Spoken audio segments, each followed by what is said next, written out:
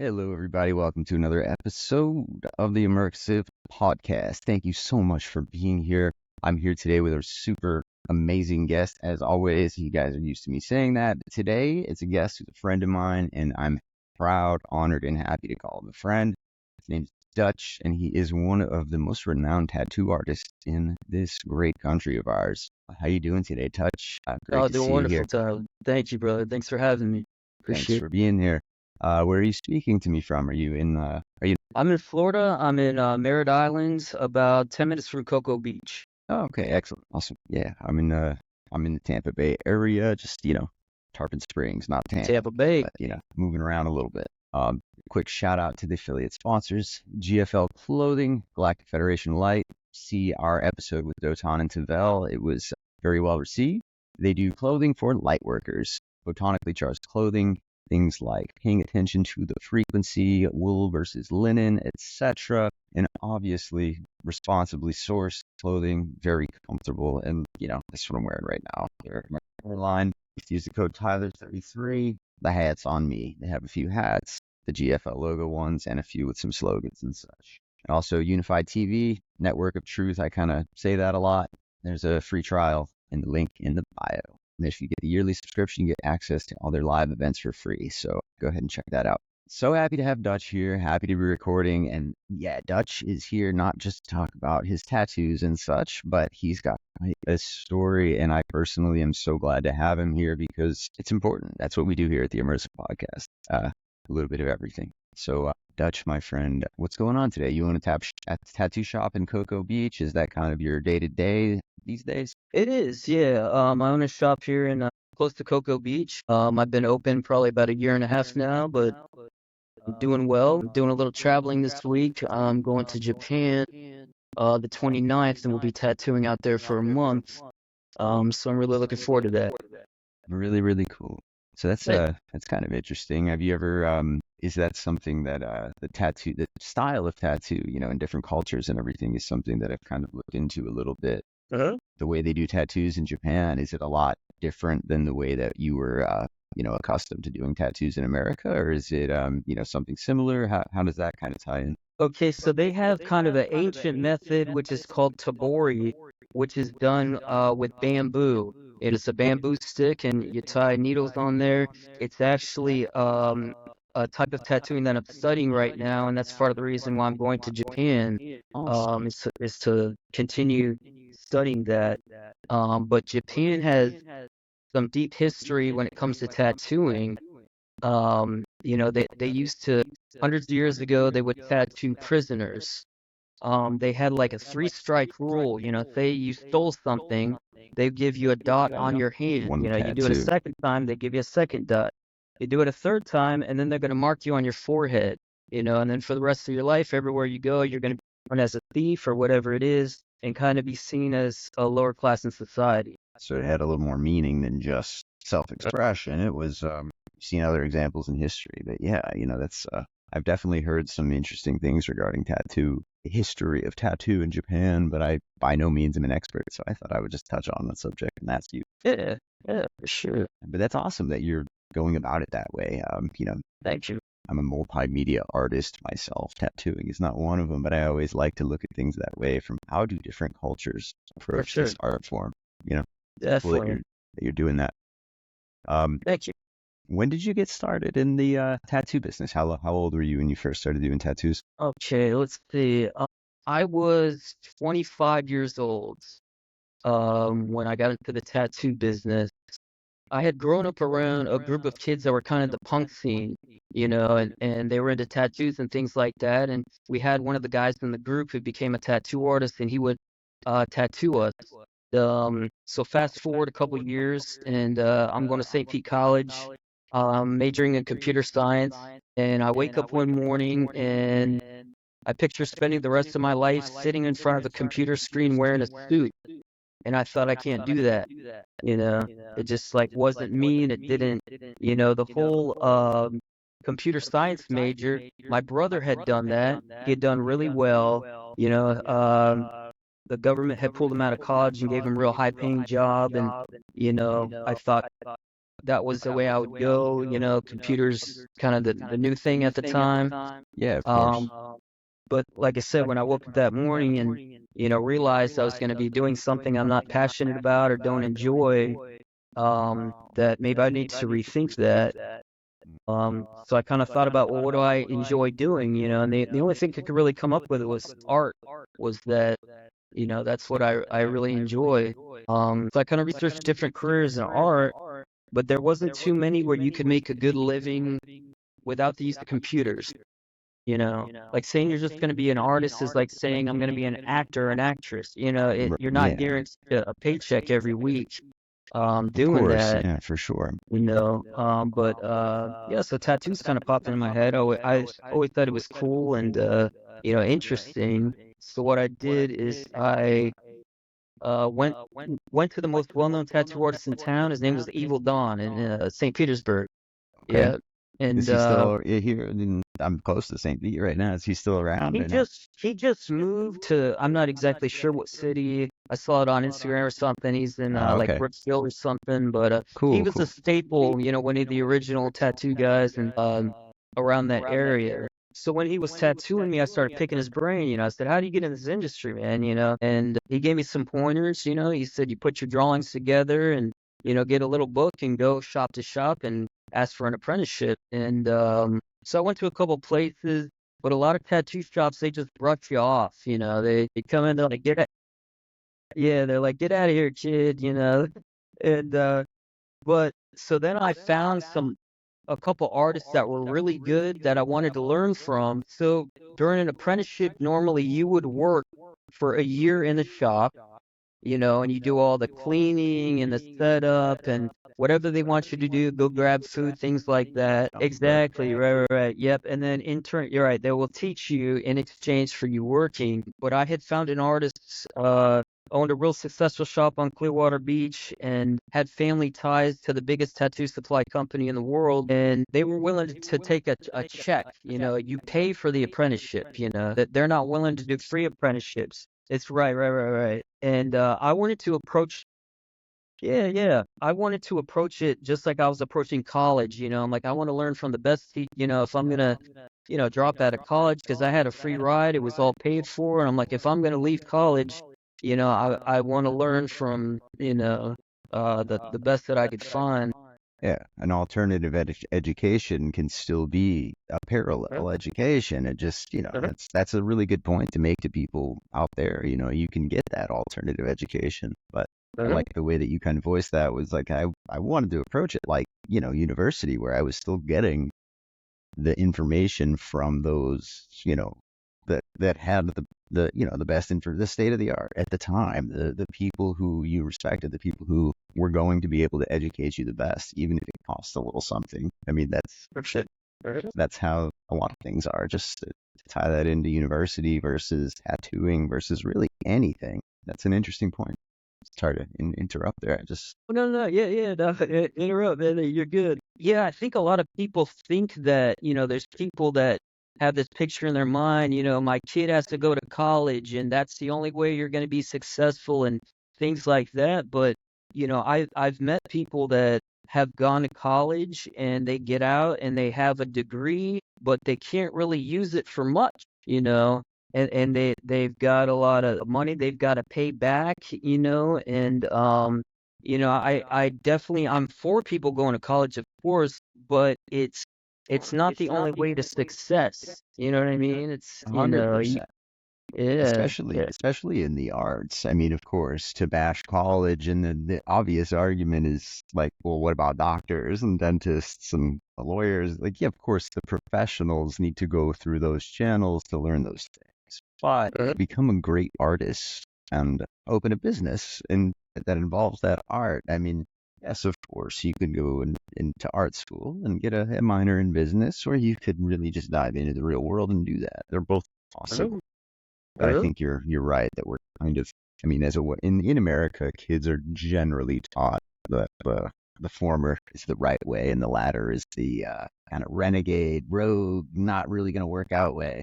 Which is funny because I think if you look at the statistics, the most successful, real outlier successful situations are those who were the renegades, the dreamers, the ones who Exactly. didn't Yeah. take Yeah. the safe path. Exactly. Exactly. Yeah. I don't think you were one of those people. That's why we're chatting today, of course. That's why we know each Appreciate other. I'm that. not one of those people. I've always lived life right on the edge. Oh, yeah. See a lot from the edge and you don't get to see from the center. I always It's wanted to more see it. exciting that way, right? The other road is more, it's exciting, yeah, man. But I think a main thing is to with careers is to go for a passion. You got parents who want their kids, say they were a doctor and they want their kids to be a doctor, and the parent wants to conform and do what the kid wants to do what the parent wants, but then the kid's not happy with the career the rest of your life. You know what I mean? Yeah. I'm not a doctor, I'm not in the medical industry, but I have doctor friends and colleagues and such people I interview. I respect them immensely. I mean, they're passionate about what they do. It's their life. So to them, it's an art form. It's the way you look at tattooing, the way playing music, the way I look at content and interviews and things like that. Most things can be translated into an art form if you truly are passionate enough about it. But to become something like a doctor, for example, out of anything but pure passion sounds crazy. I mean, we all know how much dedication, time, and resources it takes to become Exactly. something Yeah, like yeah, that. yeah, yeah, for sure. You're right. Yep, yep. Yeah, absolutely. Yeah, So with man. tattooing, so you're and that's awesome the way that you mentioned, that you just felt like you were an artist. That's amazing because a lot of people, we are just that, artists, and people dabble in many different media and such. But I bet that resonates with somebody out there who's thinking, so I could do tattoos? They're somewhat artistic and they could learn, maybe you didn't sit there Right, right, growing up right. drawing and Right, right. thinking about tattooing, Mhm. but if you're creative and you're an artist, it's such. Exactly. I was talking with this about someone the other day, because a lot of people, there's people that tell me, oh, I could never be a tattoo artist, right? I can't draw. And I think some people don't think out of the box. I tell people, if you practice drawing for a year, you could probably draw pretty good after a year. I tell people it's almost like, say you want to become a plumber, you don't have to be good with pipes or tools beforehand. You learn, you practice, and you put in effort, and it's something you could pull off. Now, not everybody can say they can become a doctor because, of course, that level of intelligence you got to have with, you know what I mean? But with tattooing, I think, put in the practice, find a good teacher, and some people say, well, I don't have that artistic gift, like some people are born being able to draw and things like that. But you had mentioned a point though. To me, it doesn't have to be an artistic talent. It could just be through a creative. If you're Being creative, if you sing, if you see things a little different than other people and can create, Yes, then then that it's could be something that can work for it. manifested and honed Yep. and Mhm. Exactly. Yeah. developed and watered into Mhm. a physical skill, something that you could really tangibly see. And I thought that was a really cool point that you made. So let's get into a little bit more of things. I first met Dutch probably going on 7, 8, 10 years ago. I don't know, quite some time ago, many years ago. And you doing tattoos here in the Tampa area. You're doing really well. Everybody was like, yeah, Dutch did great work. Well, appreciate that. You were doing Thank you. well. It was amazing. And of course, I'm thankful for you agreeing to come and speak with me today. But Sure. it's my understanding that, of course, things kind of started to go a little bit wild for you as far as that dream career was going. And I know we Sure. skipped over a little bit of the apprentice at 25 to successful artist at so and so. Yeah, Dutch did become a successful tattoo artist. We established that. But For sure. yeah, that decade or so ago when I guess we disconnected for some period of time there. Mhm. Why don't you would you tell me and the audience a little bit about what happened there as far as going from what I saw was a very successful, sought after, the man that I kind of see in front of me, a very successful, sought after tattoo artist. I Sure. understand you had some struggles there. Is that be safe to say? Yeah, especially in the tattoo industry, it's kind of accepted to drink, party, do drugs, people, they give it as gifts, they give it as tips. It's a little bit of a rock Um, and roll lifestyle right, inherently. exactly. At the club, people, handing you stuff here, try this, and I've lived a life of excess in a lot of different ways. Also experienced a lot of different things in life. I was always kind of like that, kind of rebellious, and wanted to try the forbidden fruit of everything. You know what I mean? But yeah. So let's see, where can we bring? What point can we bring it to? In my tattoo career, everything had been going great. I traveled around the world and tattooed rock stars and been on TV and newspapers and different things like that. Just cool stuff. I'm not like famous or anything like that, but I've just done some cool stuff and gotten some exposure and stuff, right? Had some cool friends, that are famous, but I've had a lot of fun in the industry, but I've always kind of dabbled in things that I call it playing with fire, you know. And addiction like ran in my family, growing up when I was young. My mom was like, you can't do drugs, is what you can't drink, you can't do any of this. That's interesting that she said that to you because, it's something that runs in my family as well. My mother, she was one that she would say that. Uh-huh, You know better. uh-huh, It runs in the family. Like, uh-huh, it doesn't really work when you tell that to a teenager. uh-huh. But yeah, it's interesting to see that, to hear you say also, like, you were aware of that. Oh yeah. Yeah, but as a teenager, I had a really good childhood. Parents were awesome, did just about everything, baseball team, soccer team, all types of musical instruments and gymnastics, karate, and I mean tennis, all types, my dad worked really hard to provide. My mom, would take us to all these different events and things to do and private schools, and I had a really good childhood. But then when I hit teenage years, I just turned rebellious, extremely rebellious, Yeah. cigarettes, weed, acid, and just going nuts on everything. Yeah, okay, so let's see. We'll fast forward to tattooing. So I'm becoming a tattoo artist, and It these seems like days there. I'm sorry. naturally that just becoming an artist, like you said, and getting into that career and, looking back now, knowing that that was the way that you kind of were approaching life a little bit as an adolescent, even just, that playing with fire, that you kind of wanted to edge and see a little bit more than others might see kind of thing. I was very much the same way.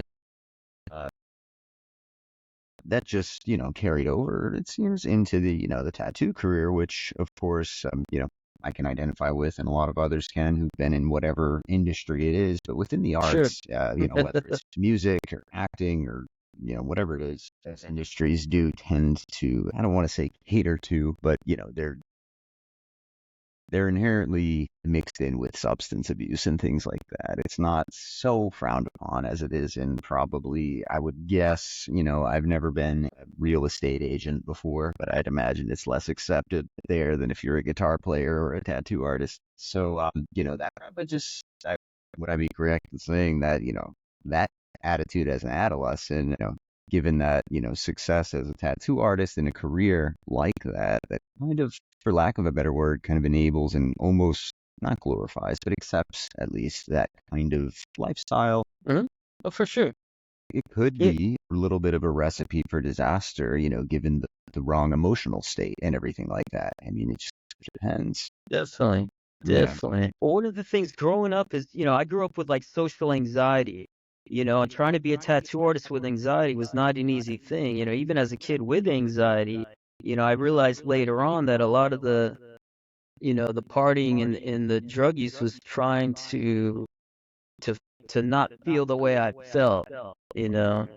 But still getting in the tattoo industry at the time, it's you have almost a free pass to, we're drinking at work, we're getting, drunk at the end of the day. At the end of the day, we'll close the shop and then Yeah. then we're all partying, It's normal. and Right. And even or even as artists, some of us, we used to believe that, if we smoked some pot or whatever it was, or drank a little bit and then tattooed, that we're almost going to tattoo better, right? Because, oh, we're more creative, with smoking some pot, or, oh, my nerves are chilled if I just have a shot or two and things like that. You know what I mean? So it's a common, you Very know, common. Yeah, absolutely. yeah, man. Super common. And I've Yeah, always, marveled people who can just, because, I do actually believe there is something to that. But of course, there's nothing is good in massive excess. I mean, moderation is generally the answer to most questions. Not everybody can handle that. So, not everybody can find that little sweet spot of, just a little enhanced creativity without going too far, over the sure. edge. I mean, that's definitely how it was for me, as a musician, and then even, a lot of people know, like, I became an interior designer. I did the kind Mhm. of boardroom white collar thing for quite some time. Mhm. That world, when I was living pretty comfortably and such, still felt that pull towards, that escapism and such. I still felt like I'm the talent, I'm the artist. As long as I'm still doing what I'm doing, I'm sought after. Mhm. I can Right. escape in that way, etc. There was always that kind of weird tie to it, and yeah, it self perpetuates until a point. What was the big point in your career where you think, looking back, that things kind of changed from? And of course, this is a little bit of a personal question, but when things kind of changed from that, that accepted normal partying and just, going along, learning the ropes of the industry and participating, to Mhm. no, this might be a problem. This might take me out Might of the crash and industry. burn. This might crash and Yeah. burn. Was there a Yep. moment like that? Was there a period of time, etc.? There was, yeah. I think what it started is, I think it started with my mindset, right? I started to become kind of depressed, and I lost my confidence. I didn't enjoy tattooing anymore. I thought that I had been in this industry too long, and maybe that I couldn't keep up with the newer crowd that's coming in. Yeah, and I think that's where it started, with just not being happy with myself in my life, but it was just a period of time. It was also the shop that I was working at. I didn't enjoy working there, but I kind of got stuck in my head, and it, just So that's wasn't. interesting, actually, because Mhm. that kind of just goes to show that it doesn't actually have to be like, yeah, it's when I got in an accident and I broke my back, or, my whole family was killed in a plane crash, or some, just insert tragedy here. Right. It can be somewhat, individually seeming mundane set of circumstances, but, individually mundane, but tied together creates a situation where, it's the consequences could be dire, which is, I think, important to note. It's not like life can just add up. It can build up on you, if, and I'm sure you'll touch on it more, but when you get in your head like that, it's the same, it can have the same consequences on your, the way you're going to react, and the way, at least I know I tend to act, or at least used to tend to act, just getting in my head too much compared to, even if something really quite awful actually did happen, Mhm. I could create that just as bad, or just as well, however you want to, refer to it, Sure. by just creating it here. Exactly. Yeah. On paper and everyone else, I was living kind of a dream life. I had a gorgeous fiance, who was a nurse, and nice Lexus, and I had the house and the dog and the, all types of material things, friends and family, and but for some reason, I just wasn't happy with myself, and I just had an idea one day to, to just get high, so I was like, Just mate, escape a little bit. right, exactly, right, Just yeah, kind of get out of there for a minute. yeah. You know, And yeah, so it carried on for a while, and I ended up getting into a car accident, and I had a, let's see, collapsed lung, crushed, what was it? I don't know if it's crushed vertebra. I can't even remember what it was, but I was messed up and I was laid up in a bed. Yeah, and I was in a lot of pain. Yeah, Not a and fender bender is what you're yeah, trying no, to I say. got pretty hurt and I got laid up and I had to take off work. I was stuck in my bed for a couple months. This was right about when COVID was possibly starting around this time. Yeah, and even if, during your recovery and everything coming into recovering through and then COVID at the same time, I mean, that had implications across the board. Oh, for sure, Anything for that happened that made it worse. I mean, let's just be honest. I mean, the virus itself, but just the circumstances and what was going on at the time, it didn't make anything easier. It definitely made things harder. So, sure. to go through something like that at that time, just my opinion anyway, not a great time to have extra shit thrown at you was when we were all going through that at the same time. So, For sure, for and sure. I'm glad you're here and you're okay. I mean, of course. Thank you, brother. Appreciate that. Thank you. But so throughout most of my life, I had maintained, being able to party. And when it started catching up to me, say if I was drinking too much, for a period of time, and then I realized, hey, this isn't good, I would put it down, you know, and then I kind of just stopped, maybe just smoke pot here and there, things like that. But it would be like every couple of years, I get kind of bored and I'd be like, hey, I feel like getting Yeah. hot. Yeah, yeah, yeah. Exactly, exactly. So I'm laid up in bed and I'm not feeling good at all, that they had put me in the hospital for overnight, but I didn't have any kind of insurance, so they kind of kicked me right out with nothing, with a collapsed lung and a and yeah, Yeah. thanks to the healthcare Emergency system room, in America, but yeah, Band-Aid, patch you up, and that's about it. Yeah. yeah, so I go down this rabbit hole of doing drugs and getting high, and it just turned into the most self-consuming thing that I've ever gone through. It culminated in me pretty much losing everything, having the biggest rock bottom of my life. Losing my fiance and not even being able to work and losing all my material things and everything. And at that point, I didn't even want to live anymore. You know what I mean? I got to a point where I just wanted to go take myself out. Yeah, but I prayed one night and I told God I didn't want to live like this anymore, like the type of life that I was living. The thing was, I had tried on my own to stop doing the drugs, right? But I physically could not do it. My body and my mind were so addicted to this that I had no willpower, you know what I mean? Because Yeah, as I of see course. everything's crashing and going up in flames around me, I'm like, hold on, look, you're gonna lose your you know what I mean? You've been with this girl 8 years, she's gonna leave, and But you're choosing the drug. I mean, that's just showing the power of the addiction. People like exactly, right, sometimes right, right. people think like, see, like look at how people either one think about themselves and fill themselves with guilt, which is self-perpetuating and can cause one to stay in that cycle of use. But the other thing is, some people I think look at, addicts, and it's getting better, of course, all the time. I mean, there's a little bit more understanding and harm reduction, education, and recognizing what addiction really is. Personally, I don't believe that it's just a purely criminal.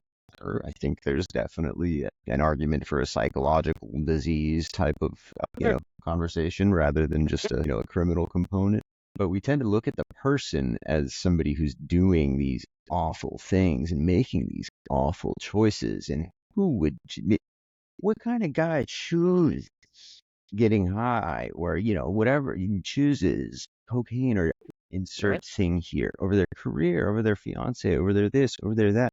Kids, You yeah. and I both know we don't choose. It's not chooses. Yeah, we have choices, but in that moment, in that thick of it, it's not how does that guy, it's how does that thing have that kind of power to take hold of people? Hmm.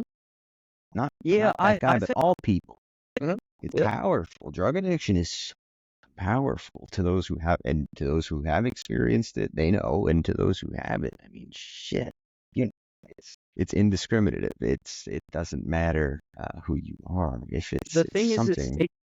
it can touch anybody, and there's different ways. There's a guy out on the street that's buying the $5 bag or whatever to get high, but then you've also got, say, the wife or the mother who's going to the doctor and who's getting, either pain pills or Xanax or whatever they need, and they're justifying it because, well, I get it from a doctor, you know what I mean? But they don't necessarily need it, and they're getting high off it, and they're addicted to it. But then they're looking, right. But they're looking down at the guy on the street, but in reality, an addiction could hit anybody. Like you were saying, sometimes, if, say, a car accident, say your girlfriend gets in a car accident, right? And she's really hurt, and they put her on powerful painkillers, and they start to wean her off, and she's physically addicted at that point. Then she's begging the doctor for more, then they give her more, then she's even more addicted. Then they start seeing addict behaviors, and they cut her off, right?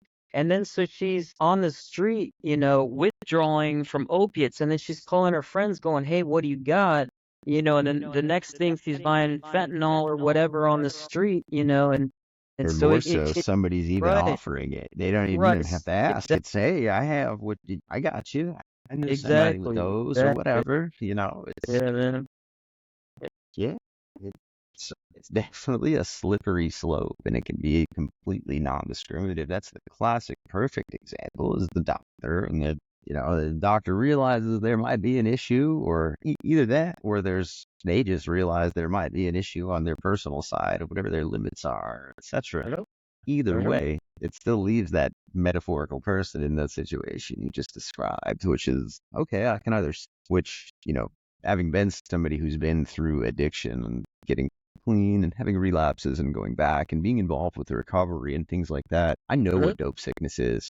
Hello? To the person I imagine who's just gone through a legitimate injury, who really does need the actual accepted medical intervention of painkillers, and the gold standard of painkillers being opiate painkillers in this case, in this country, in this place and time. Why would they understand? Why would you understand what that is? I mean, without having gone through that a few times, I imagine at first it's just without that medication, I'm in pain. I'm hurt from what happened to me. It's the pain from what happened to me isn't controlled, and I need to control it, which is a very honest and not ill-intended place to come from. But I mean, you can look at people like that, and sometimes fast forward, shit, it doesn't have to be 10 years. You can fast forward 10 months in some instances, and that person is, robbing jewelry and pawning it to etc. I mean, it's just, and to me, that doesn't say, look at all bad people. It says, look at how powerful these things are in their True, ability to true, hijack the human correct. brain. Yeah. Oh, yeah. Definitely. But yeah, so everything had crashed and burned, and like I said, I was at the very bottom of the bottom. Couldn't control the addiction. I had told myself that I was gonna get sober, and at a friend's house, I'm gonna stay at a friend, I'm gonna get sober, and so my friend, let me stay at his apartment to get clean, and I stayed there. And but the first day it Wobbled and was, weebled a little bit. I couldn't control my mind. The one side is saying, you're sick, you need to go. And the other side's going, no, look, you've already lost, like you're gonna die. Right. And that's like, to go back, that's when I realized I don't have control over this. I need help. And God was the one that I called out to. And, I told him that like I said, I didn't want to live this way anymore. And he got me through that time. He gave me some calmness and allowed me to make it through this withdrawal. And it was a really bad withdrawal. It was so bad that I kind of went into a psychosis and didn't even know what was reality and what wasn't. I had put so much drugs into my body that stopping that, my mind just, couldn't even handle it, Yeah, man, I Yeah, understand. yeah, That I have no problem talking about it, but the last time that I, substances, and the only way the way that I got off of them was I was in the county jail for a couple of weeks, and I actually see that. I mean, this was some years ago, almost 4 years ago now, so I'm not painting a picture that it was decades ago. but it was almost 4 years ago now. Yeah, That was when I was that's a while. last, in that world. And honestly, every now and then I look back and assess the incident. That's behind me. I'm happy to say I dealt with all the very strict consequences of being, caught up in that situation. It's almost guaranteed that those things, when you sign up for those deals of being the perfect little Boy Scout for 3 years, they're just trying to wait so they can throw you in, give you more fines and stuff. But Sure. Yeah. hell, for me, I really was a Boy Scout for 3 years. And, Really? Okay. well, Boy Scout, I feel like I really am a pretty decent person these days. And, I'm clean and all that. So that's good. But yeah, I had to jump through some hoops to get to the other side of the For consequences sure. of my addiction. Now it's not a trial and tribulation. I see it as testimony. It's something that I went through that, Exactly. Sure. people aren't finding right away. It's something that I can tell them about if I want to. It's kind of an inspiration thing. Uh-huh. Damn, did that take a lot of work. My goodness. And damn, did it take a lot to undo. That when I first got sober, that first like week, it was like the movie Clockwork Orange, where they hold the guy's eyes open and you've got to watch a screen. And what played in my mind was all this stuff in life that I guess, using and drinking and all this stuff I had pushed down to not deal with or not handle. And I think a lot of society does that. We're always reaching for some type of crutch to not feel the way we feel or deal with either what's happened to us or what we've done in the past. And so, like I said, it was that first week, it was all these things, so overwhelming, and Yeah, just I'm like, not oh my, not escaping. Like, right, no, I'm not going to exactly, right, escape in right, any right, way, shape, right, or right, form. right, Like, right. because, for Just- me, I don't know about for you, but I think you could probably attest to this, that when really, actually, I'm going to back up a second. So you said that and I remember you said this earlier, that you had asked God for help. Yes. Did you have did you grow up with or develop, like religious beliefs or like a spiritual kind of system or anything like that prior to, was that a big part of your life at any point before, hitting rock bottom and asking God for help, having that kind of like, wow, I have nothing but have a connection with some higher power. I'm going to ask you for help. Or was there always, was that something that developed? Was it something that was always there? What was your spiritual / religious, however you want to phrase it, background prior to Good. that? So growing up, my parents were Christians. They would take me and my brother to church. I for a couple years I went to like a Christian private school. My best friend's dad was a pastor. I go to church camp and stuff. I was really kind of, I didn't like waking up and taking to church at 8 in the morning on a Sunday when I'm a kid.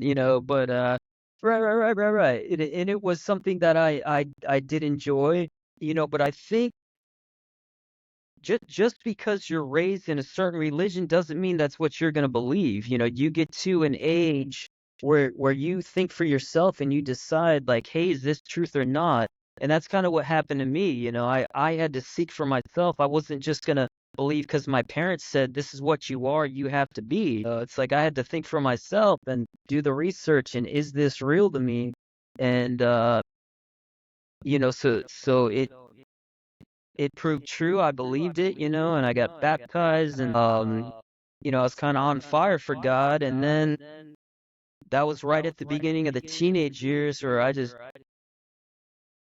decided I wanted to play around in the world a little bit more. You know what I mean? I wasn't ready A to little more walk than the down. world of I the wasn't Word ready of to walk God. right path, right. I wanted to do what I wanted to do. I wasn't Uh, ready to surrender to God. I wanted to, do my own thing. I got this. And that's a good way of putting it, though. So I guess to sort of summarize it, it sounds like, Dutch knew to Dutch there was a God there. You had kind of established that at some Mhm, degree. mhm. It was just I can get right later. I really Exactly. want to kind of explore over here, man, Correct. Yes. kind of thing. Yep. Okay. Yep. Okay. I wanted to taste that forbidden fruit. And as a teenager, I was heavily into drugs also. It just never crashed and burned like it did about 5 years ago. It never took a hold of my life. But I mean, I got really deep into the rave scene, the ecstasy scene, and then, I was a pharmacy technician before I became a tattoo artist, but that's a whole different story with that one, so we won't touch that. But Yeah, that's another funny little anecdote. but in my 20s, I wrecked over 20 cars, over Damn, you're like 20 the car only person wrecks I know who's beat me. in my 20s. Yep, two times in my life I've wrecked two cars in 1 week, and that's not to brag, but that's just to show, like, you know, what could happen. But thankfully I'm still here. But so God was like with me during this time that I wanted to kind of turn from him and still rebel and do my thing. He didn't say, "Okay, I'm going to leave you alone." He agreed to be there. Right. He agreed to be there, and he still protected me through, all the crazy stuff. And, in the tattoo industry, there's all types of characters and bikers and gang members, and Yeah, I've had all those kind of characters throughout my whole life, and I've watched the guys die. I've had the friends overdose. I've had my good friends go to prison for a long, long time, and I kind of stayed out of all that, and my friends used to say, you're one of the smartest guys we know, because I would still participate in the things they participated in, but I wouldn't have the same consequences that they were facing, right? But it's not about intelligence or me being smart. It's that God had a protection over me. You know what I mean? What it is I think he knows people's hearts, right? And that's more what he cares about versus you walking around and trying to say, beat your own drum and say, "Look at me, I help these people and I do that." You know what I mean? It's not about what you can do for God. You know what I mean? He cares about your heart is what he cares about. So I believe he knew my heart, and I believe I had a good heart, even though I was participating in all the sinful stuff. You know what I mean? don't have that heart that's pure, that's in it, that Right. And it part doesn't of mean that he doesn't love Dutch you, that right? And God right, right, right. created and Exactly. loves. Exactly. Yeah, and Exactly. Yep. it's So very I well believe said. he was with me through all these years. There was times where, rewind to where I was crashing and burning 5 years ago. I was passing out while I was driving, on the interstate multiple times, right? Completely falling asleep, like, and I'd like wake, my eyes would open a little bit, and my car is veering between all 4 or 5 lanes of traffic, and then I pass out at the wheel. And then I would wake up like 30 minutes away, parked on the side of the interstate, safe, right? And to me, there's no way that this is possible, because I was nodding out, you know what I mean? I was It's multiple times where no my eyes were recognition. closed and the car's going, right? Some people don't believe in spiritual things or things like that, but to me, I've seen it. It's happened. You can't tell me any different. I told one guy about that before, and he said, "Oh, well, maybe you were cognitive enough to be able to drive." And I'm like, you don't That's understand. That's yeah, not what was happening. You I know what I agree mean? with you. My In eyes were cog, closed and my car was moving, between all the lanes. How am I going to be safe for another 30 minutes and then start safely park on the side of the road? That's not what happened, you know. yes, But and those are those miracles, brother. That mhm, you mhm, know, a lot of us, a lot of people, myself included, for and even still, when nobody's ever perfect. I know I'm always striving for growth and lifelong learning and improvement. And I think what that really means is the ability to look at myself with real discernment and see, like, okay, from that third perspective, and mhm, see not what's bad. Because, like you said, I don't believe that we're inherently bad or anything like that. It's just what could bring me closer to. And people use the word God. That's obviously a mhm. very popular one, but you could use a lot of things. Universe, higher power, Sure. Allah, whatever the term is. That higher intelligence, that creator, the Mhm, one above. We all have mhm, that a little bit of. Most of us, anyway, seem to have a little bit of that feeling inside of us. And mhm, I mean, it wouldn't be called God or what we are calling it if it had a defined mathematical truth that I could write on a paper right now. So mhm, I actually mhm, kind of take sure. comfort in that. Mhm, mhm, But it just goes to show, that people would argue things like, yeah, you were still cognizant enough to use your memory to do this because you've been driving and doing that so long, etc. Yeah, but from how you Sure. felt, and from the experience that wasn't Dutch, that there was some sort of intervention. And when Sure. you process of deduction go down and say, okay, there was some sort of, it's divine intervention. That's what that Sure. is. I mean, and I when agree. you feel it and experience it, that becomes so powerful. It starts to feel like you can kind of take that trust fall in the other direction a little bit. Sure. So what was the point where was there a point where you rock bottom? Where was that point where you finally, like, kind of paint me a picture a little bit? What was that time like when you finally asked God for help again? And then, how did things start to finally turn around? Like, as of recent, in the last Well, so at that period of time, when I asked God for help, I put myself in a 2-month rehab, and the rehab didn't keep me clean. Almost 95% of the people there were sent there from prison, and the people didn't really want to be there. There was a lot of drugs and things like that, and I didn't really learn anything, but I had made a decision that I was done with getting high or using drugs, and I wasn't going to do it anymore.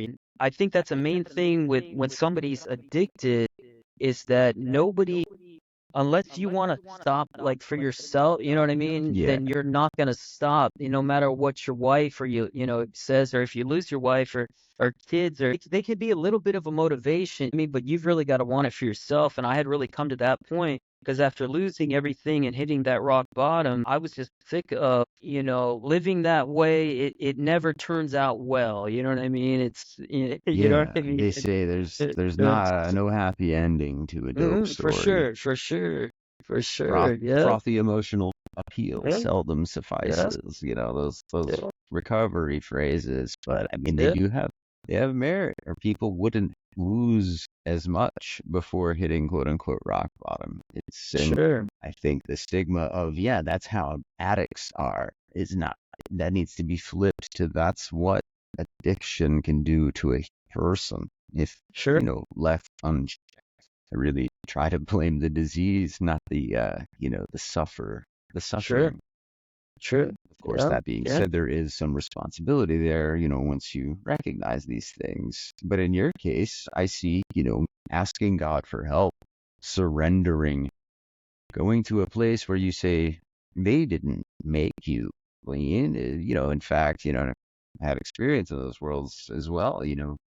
Yes, I agree 100%. There's always, that's just a fact. There's always people who are there because they just kind of have to be. It's the lesser of two evils. They don't really want to be there. And, but more importantly, nobody's getting, or having that psychic change from, the rock and roll, I will shoot, snort, and smoke anything lifestyle to, true desire to change for anything and anyone but themselves. That's what it needs. You need that true desire to change for yourself. And that's what it sounds like you described you had.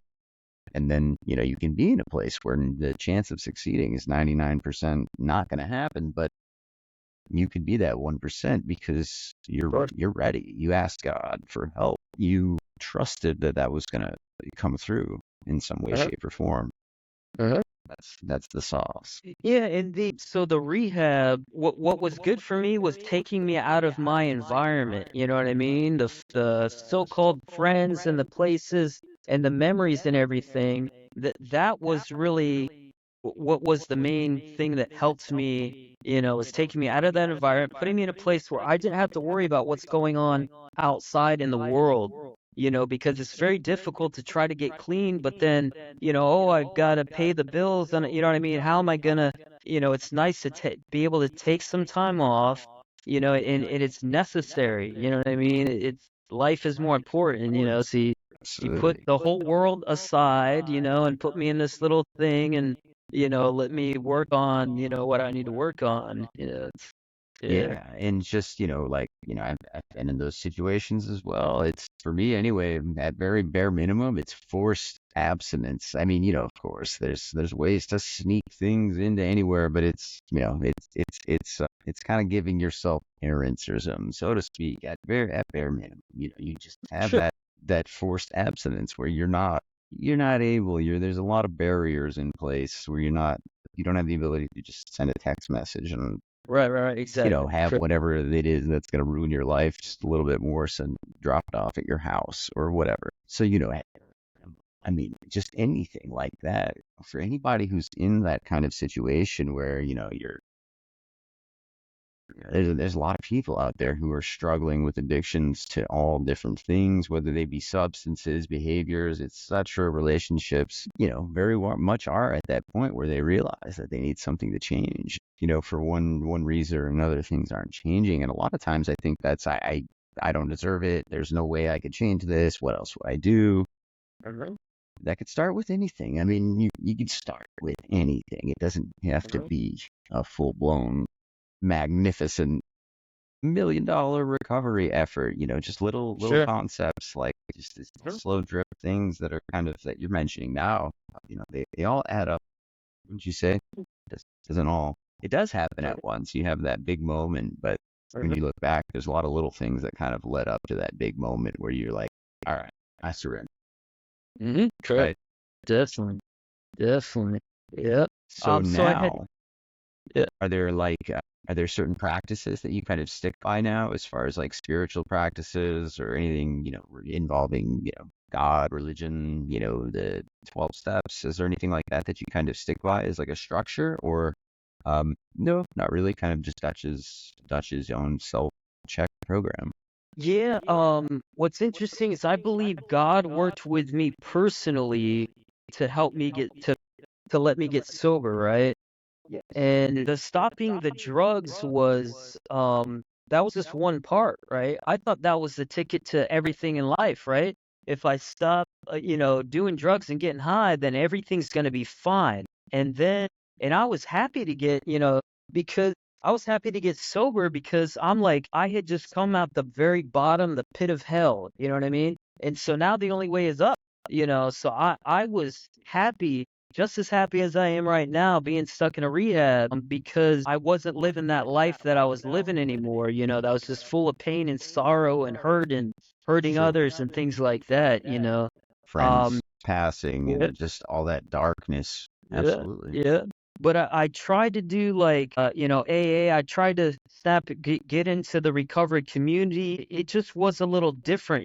Some people like AA works for them, the sponsor method and things like that. With me, it was just more of a spiritual journey with God. I read my Bible. I have a relationship with God now. I consult him on decisions. And I think that's what he wants, is he wants a relationship. My spirituality isn't about doing things, or I have to say, go to church to earn God's love or whatever it is. I think having a relationship with God, talking to him, prayer, um let's see, what else do we got here?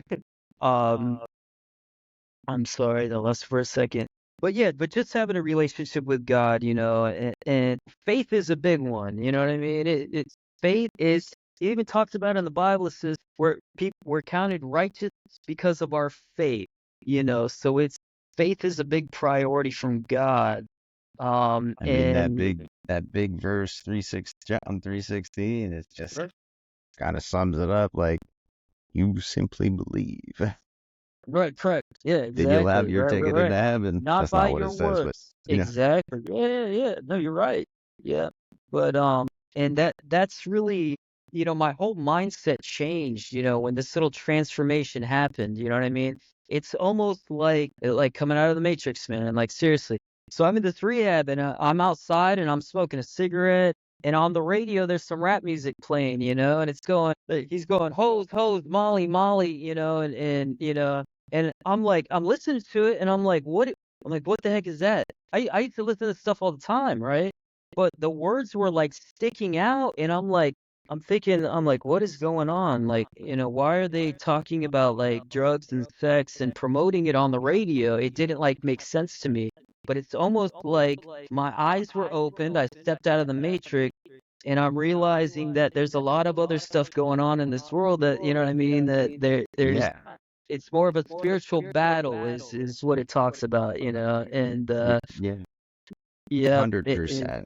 and I thought about, different times, people over the years, I was kind of trusting of people, and I had so-called friends that would be like, "Hey, try this pill," and then, I take it because oh, they're a friend of mine, and it's Adderall, and then, months later, I'm taking 10 at a time, and, you know what I mean? But I, right, I just learned I've kind of got to be on guard about things, not be so trusting, I've got to, think through a little bit more because I've been kind of living my life like there was never going to be a tomorrow, like sit, just what I mean, not thinking about the future or care, Every day's Saturday. It's always right? just, I'm gonna Yeah. pass out. I'm gonna wake up. It's gonna be Saturday night again. It's all good. It's gonna be I could do this Saturday night forever. again. It's the older you 27 get, the forever. worse you feel. Yeah, Yeah, it's terrible, man. But forever 25 and Saturday. yeah, Doesn't yeah. doesn't happen. Yeah, you get older and that's like the older guy that's at the high school parties, he's like the 38-year-old that's at the high school party, still trying to hang with and relive like, bro, Those hang it up, glory days, yeah, right? And for I think sure. we have to do that as people is eventually, it's like we've got to look at, whatever kind of addiction or crutch that we're using and decide if it's hampering our life, you know what I mean, and make a decision. Because to be completely sober and face life as it comes at you without needing to grab something to feel relief from, those are kind of the keys of what's allowed me to get where I'm at today, is learning how to handle life as it comes at you, the feelings, you know what I mean, and sitting in it, and dealing with rejection or whatever is going on, but it makes you stronger to you know, to handle it. Percent. Yeah, it's funny. I did a live stream conversation with a friend of mine, Harley, the other day, and that was the majority of what we talked about is how, it's really about the magic happens when you can, from like kind of a, pardon me, from kind of a third party perspective, look at, events in your life and kind of redefine that positive and negative and just look at things as not that way, but as a third party observer, look at things unequivocally and with neutrality and see, what's serving you, what's in your way, what's not serving you, what is completely bringing you down, and what's obviously going to, might in the zoom in the smaller picture look like a challenge or, even a tragedy. But when you zoom out, it's the only way up. It's the way to the bigger you. It's the way to the better you. It's the only way to rid that attachment that would have held you down forever. Correct. Uh, the ability to look at those moments, even in hindsight, and I guess the further that hindsight, the ability that we have to shorten that length of hindsight so we can actually occasionally be in the moment and look at things like that is when we really can start to really grow all the time. But I love how you said Right. that, you almost kind of knew that there was some kind of God or some kind of higher power always with you. I think that's Definitely. true for everybody. Mhm. I mean, if there is a God, I don't believe that it's the Old Testament angry, bitter, pissed off God.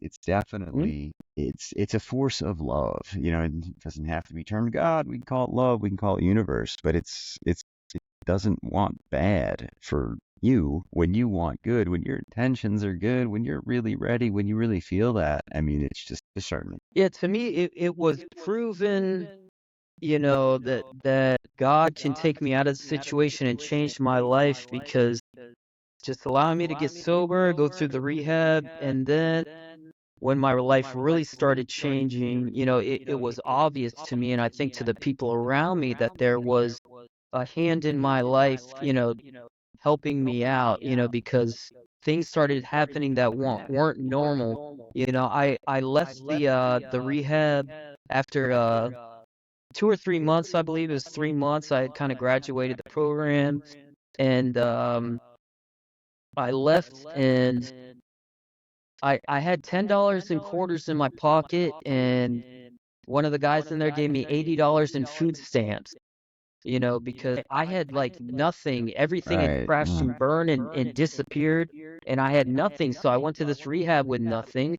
I had people offering, "Hey, come live with me." Hey, and I'm like, I Right. need to do this on my own. You know what I mean?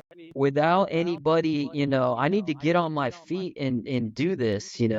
And so I Yeah. left with that, and somebody had told me about a place down in Key West that was kind of almost like a halfway out. They help you get on your feet down there.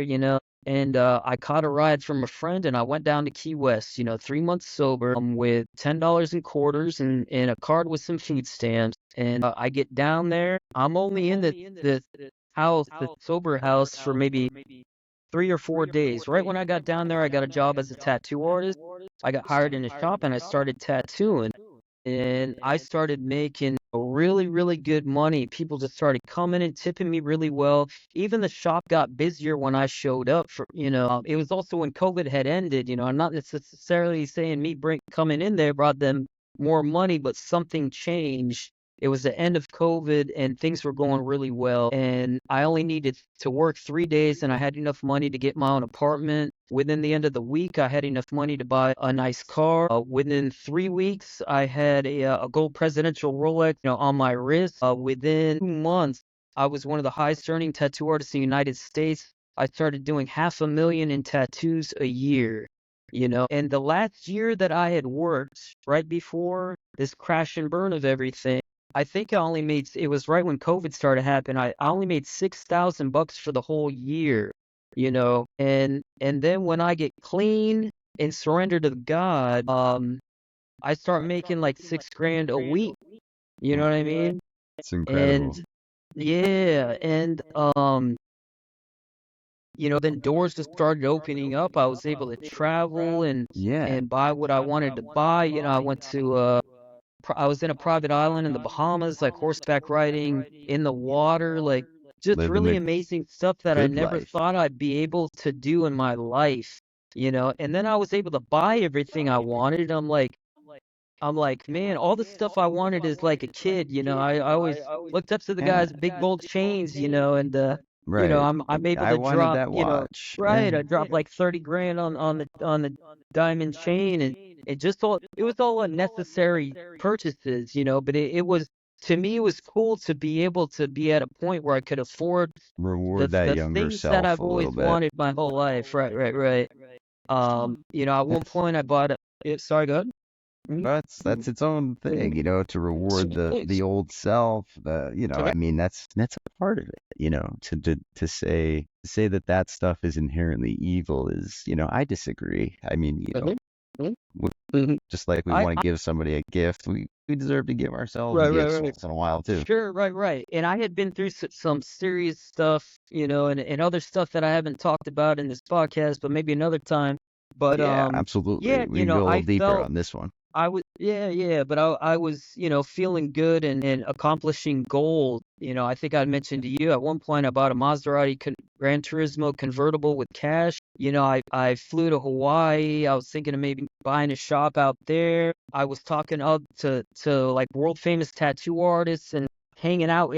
Hey, come to my shop and flying up there and hanging out. I felt like anything was possible in my life. You know what I mean? Is what I felt. And the material things are cool, but I learned that the material things don't bring the happiness, because I bought all types of Gucci, Louis Vuitton, all this stuff, right?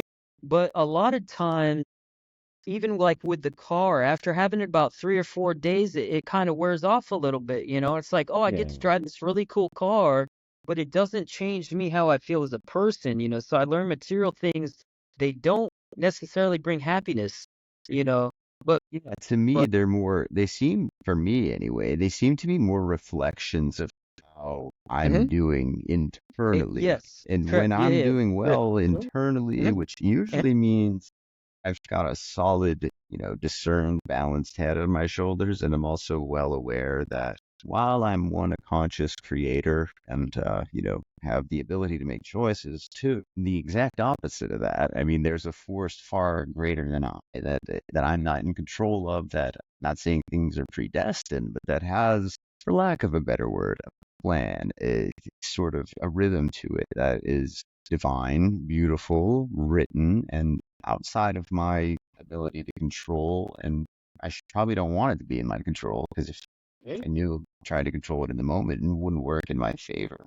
That's the answer. That's what, when people talk about the law of attraction and manifestation, that when you're in that zone where you can have that trust, and you're relishing in, even material excess and things like that, you're likely, or you're at least more probable to attract more of that, because that's the mindset you're in. And Sure. I think the secret to that is knowing that it's not all you, that it's about that momentum, that rhythm of believing in self, believing in the power of what your creator wants for not just you, but for everybody, for your relationship with self, relationship with him. And that was something else that you said that was really impactful to me, was that it's about having that relationship with quote unquote God. I couldn't agree with all you said there. That I couldn't agree more with that statement there. I don't think anybody's checking points on Sundays or Fridays or whatever days. I think it's all about personal relationship with Creator. You hit the nail on the head with that one. Thanks. Yeah, that's when the inner state starts to reflect, like as well said, reflect externally. But just having a shit inner state and going and buying one of these because you can is going to make your internal state better. Yeah, Would you man. agree? But yeah, so life was going good. I had the material things, I had the job, making all the money, and girls were coming around. It's interesting, the more you kind of work on yourself, which is what I was doing in all different ways, and health, spiritually, you know what I mean? Things like that. You attract more, you know what I mean? Like, people see your energy, and I felt what I had was a light kind of in me, and I think people noticed that, even other guys, people that I worked with down there, they weren't making anywhere near the kind of money I was making and things like that, but I was also living differently than what they were living. They were partying and stuff, you know what I mean? And after work, they were still in that same thing I was doing years ago. And to me, if you want your life to excel or to change, and you want to reach for the stars, well, you've got to behave different than everybody else. You can't be doing what everybody else is doing. You know what I mean? You got to be always, in your mind, planning it out and working it out. It's taught me that, having goals and things, I feel I'm careful to ask God for what I want, because I think he pretty much gives me, you know what I mean? Like, or allows me. It's interesting as long as it's good for me, you know what I mean? But it's just, yeah, it's really a real interesting thing. Yeah, I used to do the same thing, kind of like a lot of people do, those quote unquote foxhole prayers, where you kind of pray for what you want, or you ask for yourself to get out of a horrible Right? situation or whatever. But now, I mean, I meditate a lot. That's kind of my, quiet time. And I've heard it said that prayer is talking to God, meditation's listening to God. It's like, I don't know, I Okay, sit interesting. I down like that. Yeah, that's sit cool. I down and like that. meditate a lot, but I Yep. feel like I'm kind of doing both, just personally communing with God, my creator, my whatever you want to call it. That's when things really come to life for me. And sometimes things aren't amazing. Like you've said, there was things that you had to realize that, I'm sure weren't easy to go through, but that's the magic sauce. That's when things really start. That's when you start making more money than everybody at the same shop than you, or Right. losing weight inexplicably, or operating on less sleep, but you're still just fine. Like those inexplicable changes in life that happen to us, I've experienced them. People have heard me talk on them. It seems like you kind of experienced that divine intervention as well, which is effing amazing. Just that Let's get that. Thanks. kind of inexplicable, besides anything, a little bit supernatural, a little bit paranormal, a little bit beyond typical, just logical scientific understanding. And that's really that's to me these days. I mean, I used to be a militant atheist back when I was younger, in college and things like that. It's been some years, but now I'm in a place where I host a show that is very much kind of geared towards, understanding and exploring, the supernatural, the divine, the bridging of science and spirituality, so to speak. And it's just beautiful. It's beautiful to see in myself. I do a lot of self-reflection, and when I see it in others, such as you, Dutch, it's incredible. Because I remember we used to For hang sure. out, back in the day and stuff, and weren't sitting there talking about what was best for self-growth and improvement and what God wanted. I mean, let's be honest, it just wasn't the way it was. I probably would have told you to go somewhere else with that, girl. Like I don't need a guru. I'm doing fine. I'm doing just fine. You know. But yeah, so that you're a shining example of that. How things can really Appreciate that. go from it doesn't have to be like you don't have to start at the bottom and then fall to the depths of hell. You can have a great situation. You can rise up high, do all the right things, and finding yourself lost. I mean, for a lot of people I speak to in Dutch, I guess, including yourself, a lot of that seems to be severe disconnection from creator, a severe disconnection from Yes. the divine. Yeah. I think that's what it was, and I think a lot of people go through this when they're trying to fill a void, right? And I believe that that void is God. And I think a lot of people, that's why they go, either to a strip club or be with a girl or to smoke or drink or whatever it may be, that their vice or whatever, a lot of times they're searching for and I think that's kind of what I had when I decided I wanted to get high. I mean, I think there was a void because that relationship with God wasn't there, wasn't where it was supposed to be. And yeah, now, I'm kind of filled with that. That void is filled. So now I'm not searching the normal things of the world. So I was down in Key West. I was trying to open a tattoo shop. It's very difficult to open tattoo shops down there.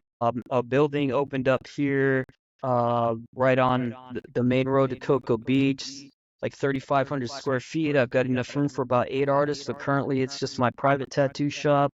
It's this is like a dream or a dream of a lot of artists. Now It's I'm great. I'm my own boss. I don't have to answer to anybody if I want to close for the day or whatever it is. I'm doing extremely well, especially for a new business.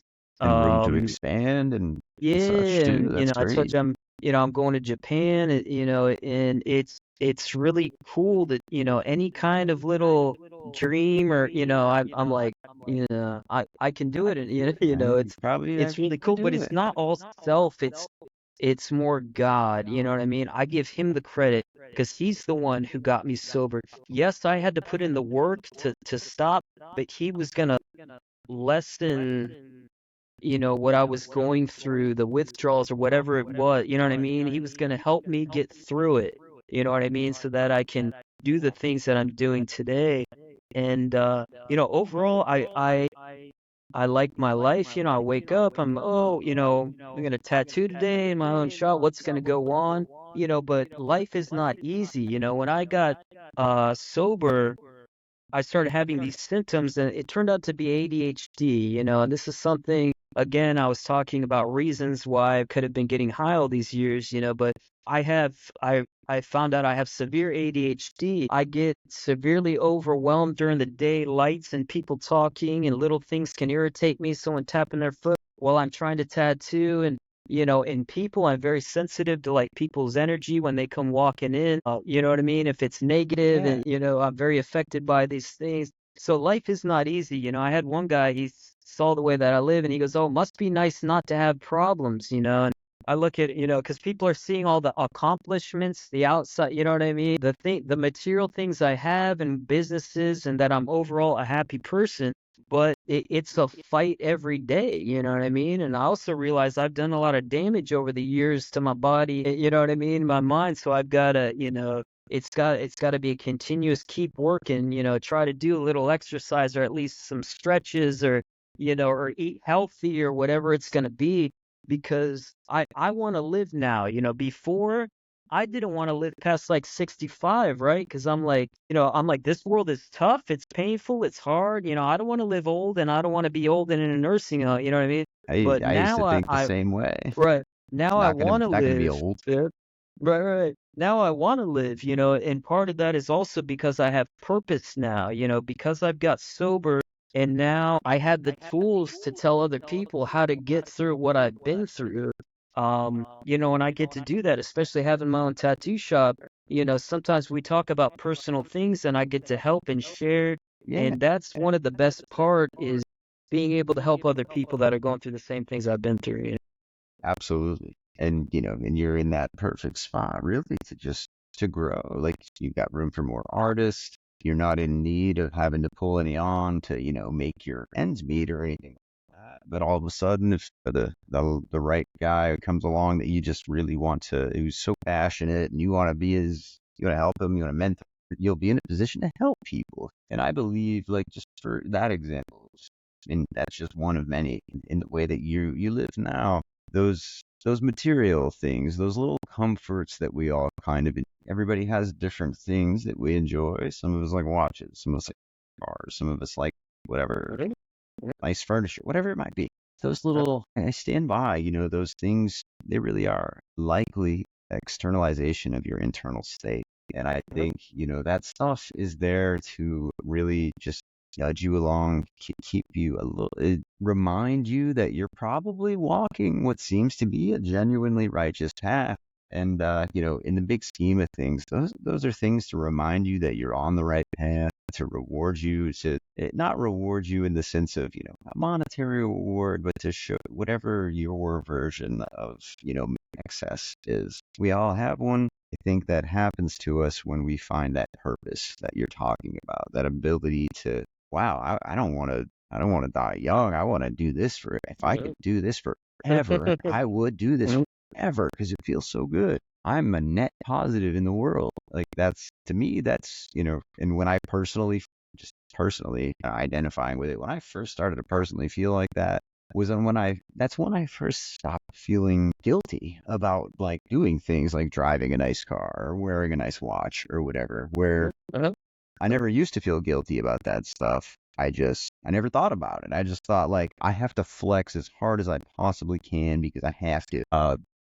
And then, there was a period of time where it's like, pardon my mic there, where, denial of material things and thinking that stuff's evil. But, now I think the real true understanding is no, that stuff comes to you as, like I've said, not to repeat, but a externalization of the, interior state of self. And, if you're doing well, if the universe is throwing you amazing things and you're attracting awesomeness in material excess, then that might mean that it just might mean that you're doing good things and putting positive intention out there into the universe. And that's that new earth that we all hear about, talk about, etc.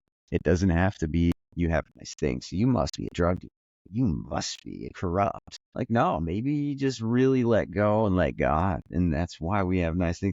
It's just some people can't fathom, right? Some people can't fathom people like us, whatever we are, rebels tattooed up or however we look or what we came from. Some people can't imagine, us like being on top. You know what I yeah, mean? like Us an getting up there with the other people that parallel have spiritual the path. silver spoon in the mouth, right? You know what I Right. mean?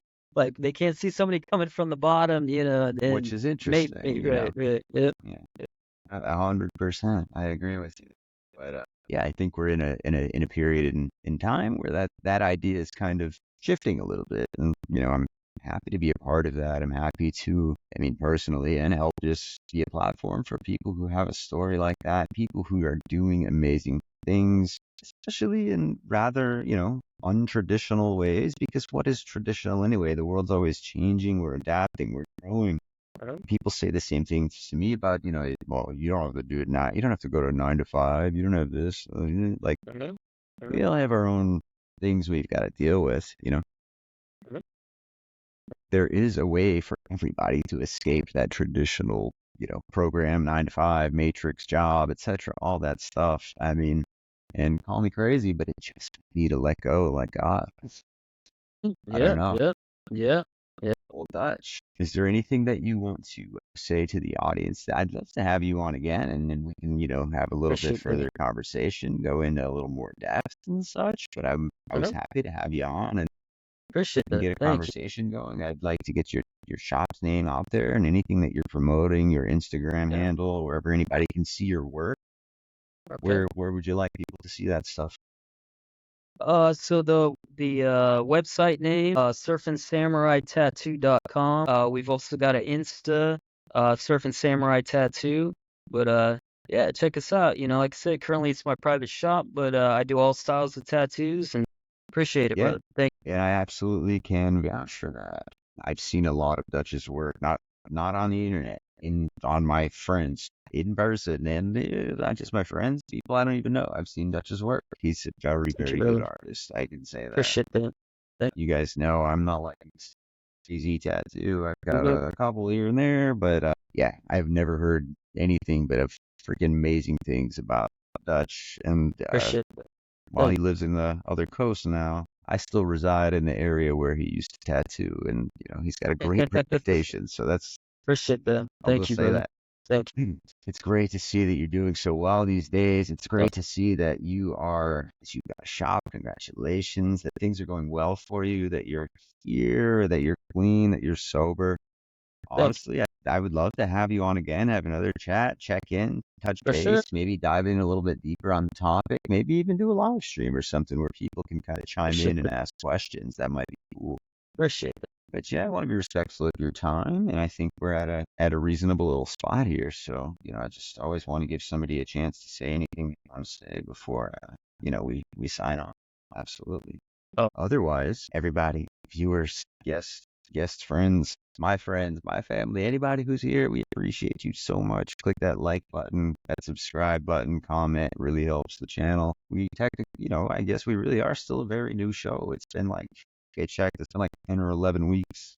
So it really has not been that long, although I remember seeing 8 weeks. So it is climbing, things are getting older. We've got a lot of press coming up, a lot of fun stuff. Shout out to Portal to Ascension. We've got some stuff going on with them actually tomorrow that will be coming out later this week, and events that we're going to be doing with them this year. So that's going to be awesome. GFL, Unified Guy, we love you. Dutch Johnson from Surfing Samurai Tattoo. thank you. You're the man, my friend. It Thank was you, so brother. good to Appreciate reconnect with you, and I'm serious to have you on again so we could maybe dive Thank you, brother. into something a little. Your story's broad. I wanted to touch on a lot of things there and Yeah. There's some just there's some reconnect. cool But stuff. I'm not letting it all out right now, but yeah, yeah, there's why some why let interesting. it all fly in one episode, right? Drip, drip, drip. But yeah, please check out Surfing Samurai Tattoo. Check out Dutch's page. I'm certain you'll like some of the artwork you see on there. Prime tattoos. And a gentleman and a scholar, a fine gentleman to know. Appreciate it. So Thank you. Dutch, we'll sign off. It's been about 90 minutes here, so I think that's pretty good. Thanks so much for being a guest on the Immersive Podcast, man. Thank you, brother. You'll be one of those repeat guests, if and only if you want to, of course. I've Of never course, twisted yeah, anybody's man. arm. I enjoyed it, brother. Yeah, I enjoyed it. It was great, man. Thank you. For sure. All right. Well, don't log off just yet, but everybody, thank you all. Just have a freaking amazing day. That's how